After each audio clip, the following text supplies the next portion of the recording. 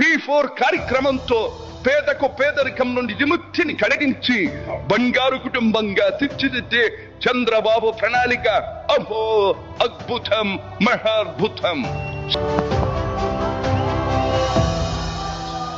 మంత్రి పుట్టిన నా కూతురిచ్చి పెళ్లి చేస్తే తండ్రి లాంటి వాడిని ఇంచుమించుగా లాంటి వాడిని ఏ విధంగా మోసం చేశాడో ఒకసారి మనసులో వాడితే మనసుతో ఆలోచించమని నేను అడుగుతున్నాను.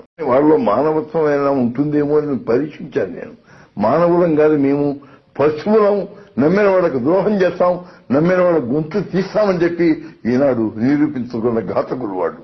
చరిత్ర మరవదు, ఎప్పుడూ జరిగింది. ఒకప్పుడు మరి మొఘల్ సామ్రాజ్యం టైంలో ఆ రోజున తండ్రిని జైల్లో పెట్టి అన్నాన్ని చంపించాడు ఔరంగజీబ్ అన్నారు. ఈనాడు అదే విధంగా చంద్రబాబు నాయుడు ఏ విధంగా తన తండ్రి లాంటి ఎన్టీ రామారావుకి ద్రోహం చేశాడు కేవలం పదవి కోసం, ఏ విధంగా ఆత్మని అమ్ముకున్నాడు, ఏ విధంగా మానవత్వాన్ని చంపుకున్నాడు అనేది నిదర్శనం. సాక్షాత్తు ఇది శాశ్వతంగా ఉంటుంది.